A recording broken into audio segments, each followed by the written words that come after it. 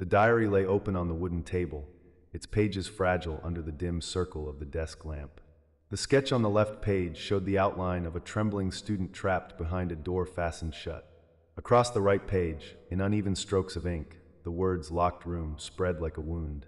The handwriting was restless, the curves jagged, the pressure uneven. The light trembled above it, a faint hum pulsing in the stillness of the room, as if the lamp strained to hold back the darkness gathered around it. The room itself carried an air of abandonment. Dust sat heavy on the books stacked against the far wall. The wooden floor creaked with age whenever touched. A chair pushed slightly away from the desk stood as though someone had left in haste. On the edge of the table, a dry coffee cup leaned against the diary, leaving a faint circle on the wood. There was no sound beyond the faint crackle of the bulb and the distant groan of the building. It felt like the diary itself exhaled into the silence. The sketch of the student drew the eye first. The strokes were rough yet deliberate. The figure's eyes were wide, the mouth a thin dark line. The locked door loomed behind the student, the padlock sketched with layers of graphite that pressed deep into the page. The shading at the edges suggested more than wood or steel. The door felt like it consumed light, swallowing every trace of the figure pressed against it. The student's hand reached outward as though pleading to be released, yet the door refused to yield. The words on the opposite page held their own weight. Locked room. Each letter shook, though not in a hurried way. It seemed as though the writer had forced every stroke against resistance. The phrase carried a pressure beyond the page, as though it were not a description but a verdict. The tension between the two pages, the trapped student and the ominous words, pulled the air thin. Whoever had opened the diary that night felt the pull immediately. The air near the desk grew colder, carrying the faint scent of iron and something damp. The lamp's glow shrank inward, its edge receding from the corners of the room. The open pages seemed to breathe in the half-light, waiting for the next set of eyes to linger too long. And linger they did. The story behind the diary began long before it reached the table, in a campus library that had stood for nearly a century. The building was an old structure of stone and wood, its windows tall, its ceilings high. Time had marked it with cracks, but the atmosphere inside remained hushed, as though the library itself demanded silence. Rows of shelves stretched deep into the building, filled with books that smelled of paper and dust. Students came and went, chasing knowledge or a place of solitude, but the library seemed to watch them more closely than they realized. Among the shelves in the back corner of the second floor, the diary was first found. It was not part of any catalog or collection. It rested behind a row of untouched volumes on local history, wedged flat against the wall as though someone had hidden it. When the first student discovered it, they pulled it out with curiosity, brushing dust from its cover. The cover was plain, worn leather, no title embossed upon it. Only when it opened did the unsettling nature of the diary become clear. The early pages contained scattered drawings and notes. Figures stood in empty rooms. Windows opened into black space. A series of doors stretched down long corridors, each one closed, each one drawn with meticulous detail. The handwriting was difficult to read, slanted and inconsistent, yet filled with words that hinted at confinement, silence, and rooms with no exit. The further the student flipped, the more the sketches and notes blended, as though the diary was less a record and more a map of fear. And then came the page that held the sketch of the frightened student behind the locked door. The student who first found it returned the diary to the shelf after only a few minutes, unsettled by its contents. Yet others stumbled upon it in the days that followed. Each seemed drawn to it, despite intentions to ignore it. Each described the same sense of unease.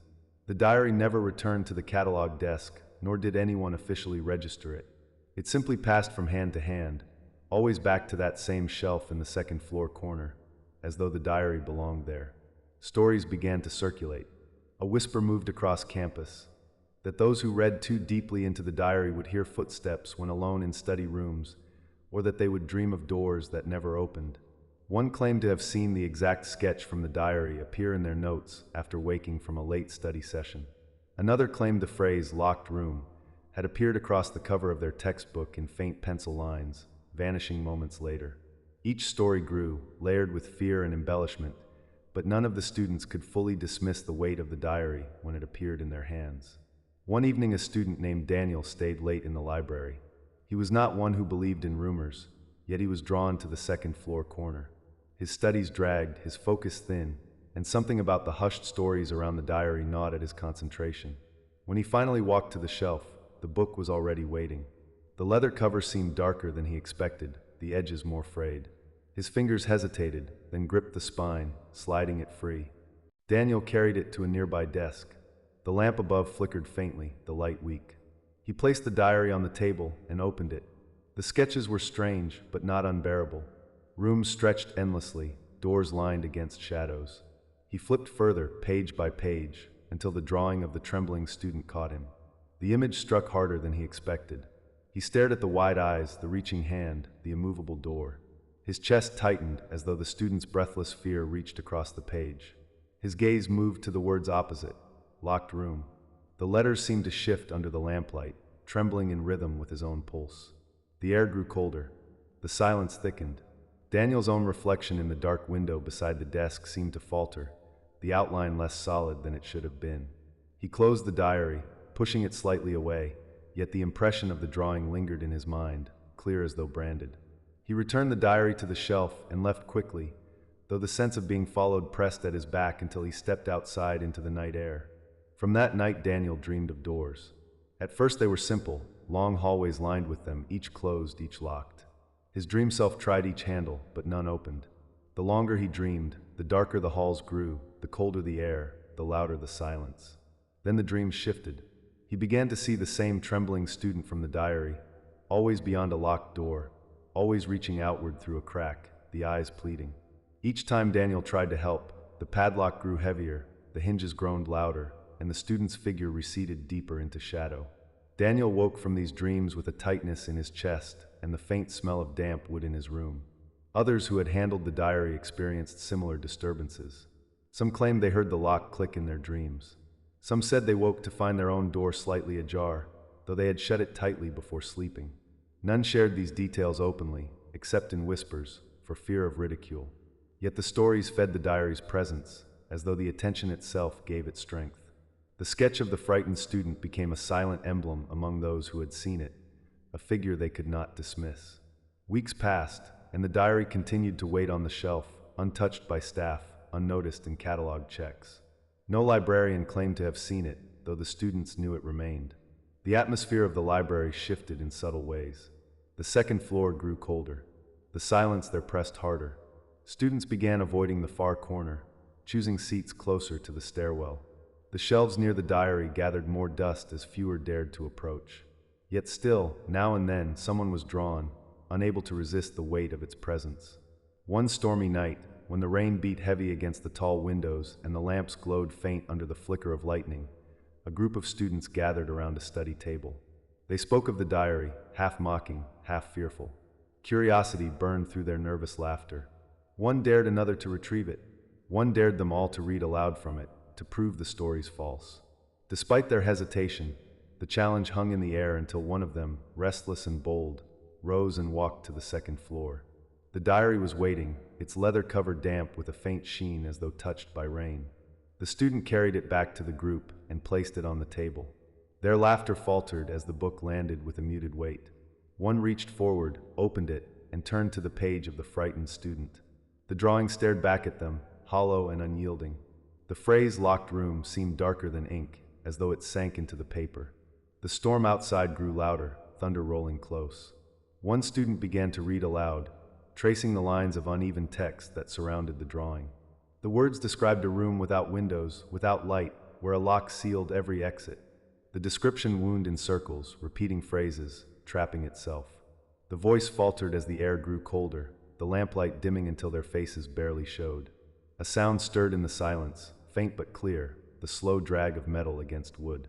They closed the diary, but the sound did not stop. Each student turned, searching the shadows between shelves.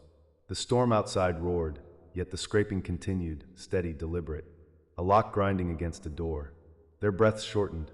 One whispered that it was enough, that the book should be returned. The bold one gathered it, hands shaking, and carried it back. The sound followed each step until the diary touched the shelf again. The scraping faded. The silence returned, though heavier than before. That night, each of them dreamed.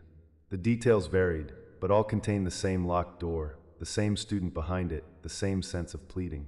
They woke unsettled, their rooms colder than usual, their own doors carrying faint impressions of scratches near the handles. None spoke of it directly the next day, yet each carried the image like a shadow at the edge of vision. The diary remained in the library, unmoving yet waiting. It demanded nothing, yet it lingered in the minds of those who had touched it. The phrase "locked room" echoed like a whisper across the campus, slipping into conversations, surfacing in idle thoughts. Doors became symbols. Locked classrooms, closed offices, even dormitory doors carried an unease. The diary had marked them, and through them, the place itself. Yet this was only the beginning. The diary remained silent on the shelf, but the silence carried weight. The building itself seemed to bend around it, the corridors colder, the lights weaker, the air dense with the smell of dust and stone. Students spoke less about it as weeks passed, not because they had forgotten, but because the words pressed too heavily on their tongues. The story of the locked room had spread far enough.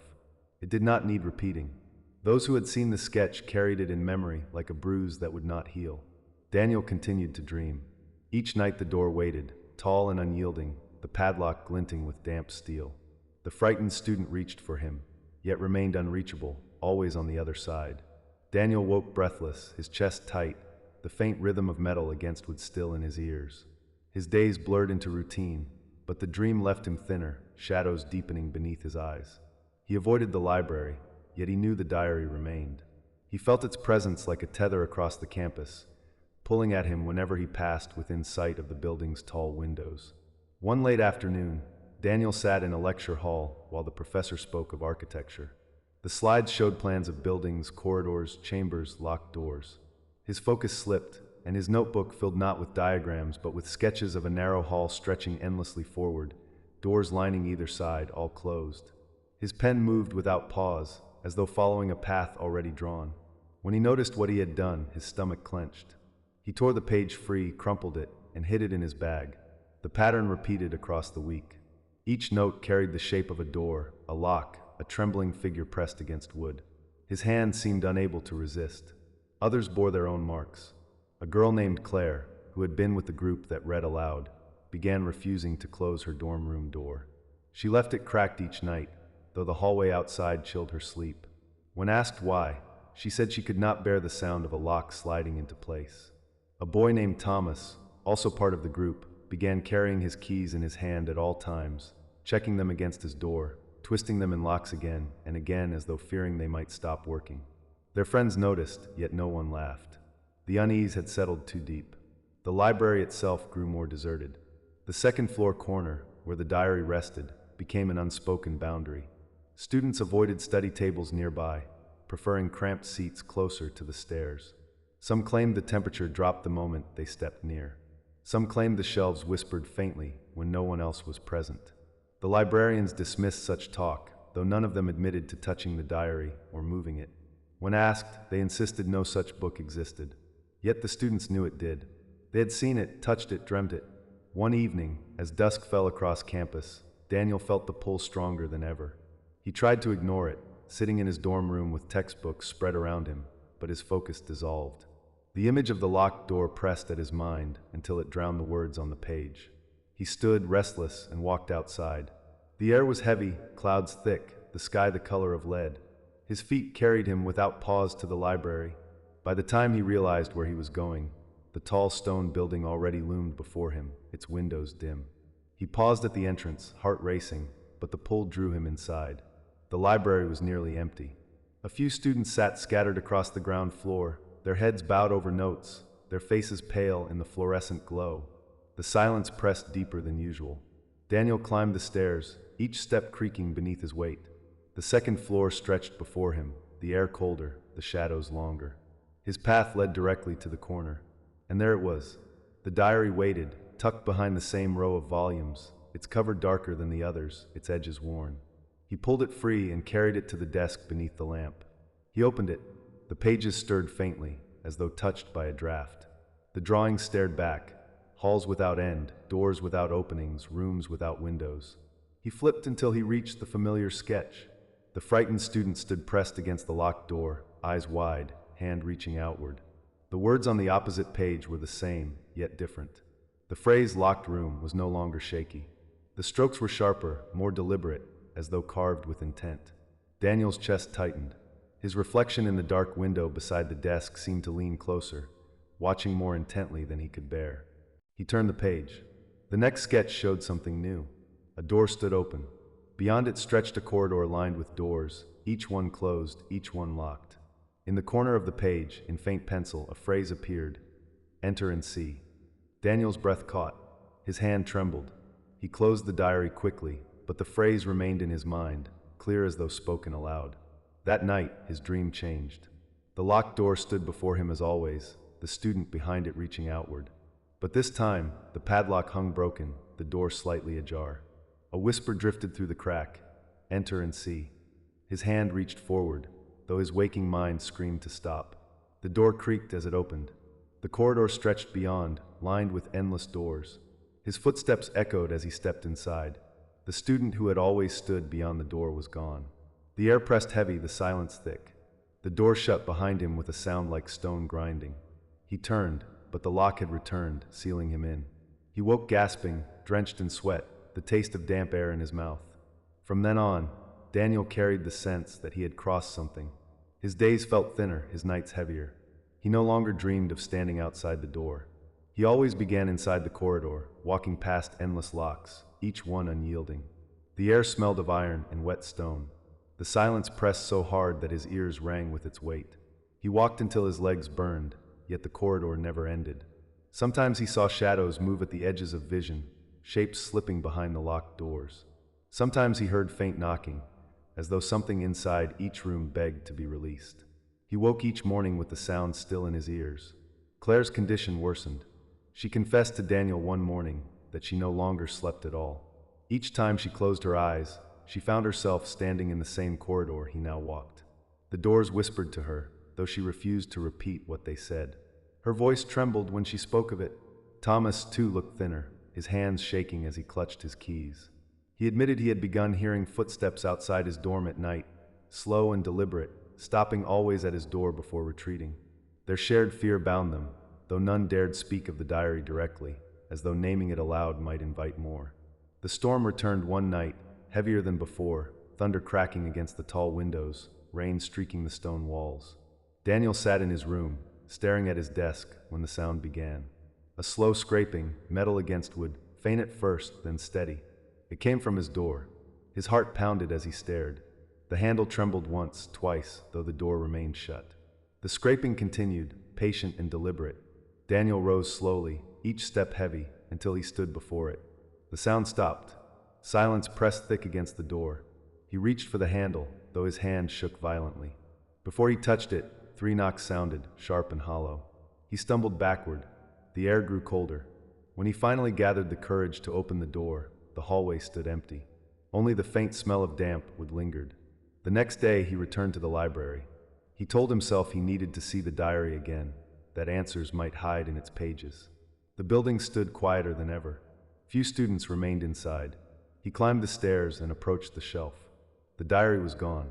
He searched frantically, pulling volumes free, scanning every row, but the worn leather cover was nowhere. His chest tightened. He staggered back to the desk, staring at the empty shelf. The diary had never been missing before.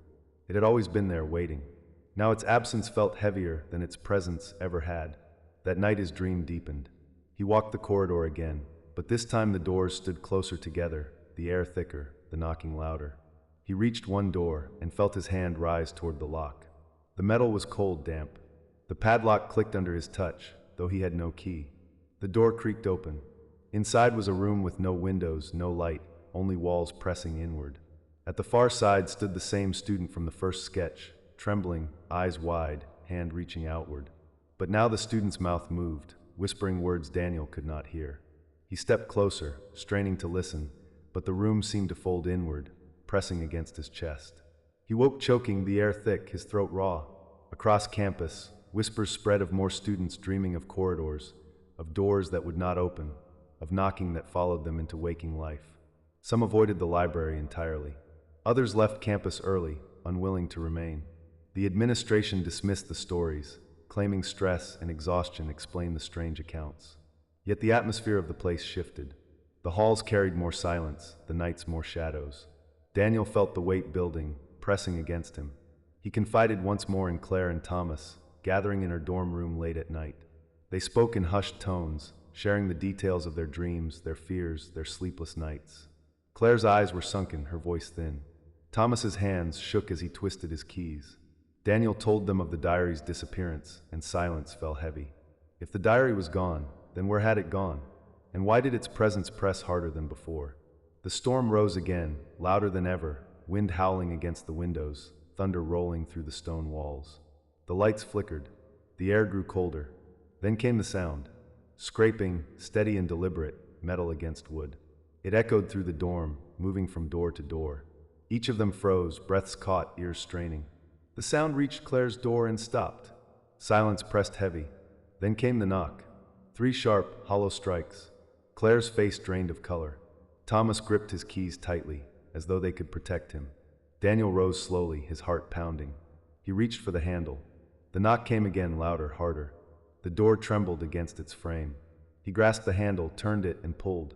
The hallway stood empty, yet not entirely. On the floor before the door lay the diary. Its leather cover gleamed damp as though soaked by rain. The pages swelled faintly, the edges dark. Daniel bent slowly, his hand shaking, and lifted it. The weight was heavier than before, as though the book carried more than paper. He opened it under the flickering light. The sketch had changed again. No longer a single student behind a locked door. Now 3 figures stood in the corridor, their faces drawn with jagged strokes, their eyes hollow. One carried keys. One held a door cracked open. One stared directly outward, as though at the one holding the book. Below, in sharp letters, the phrase spread across the page. "You are inside." The light flickered once more, then failed. Darkness swallowed the room. The sound of locks clicking filled the air, one after another, echoing down endless corridors. The diary's pages fluttered in Daniel's hands, though no wind touched them. And in the darkness, the knocking began again, this time from every wall, every door, every shadow.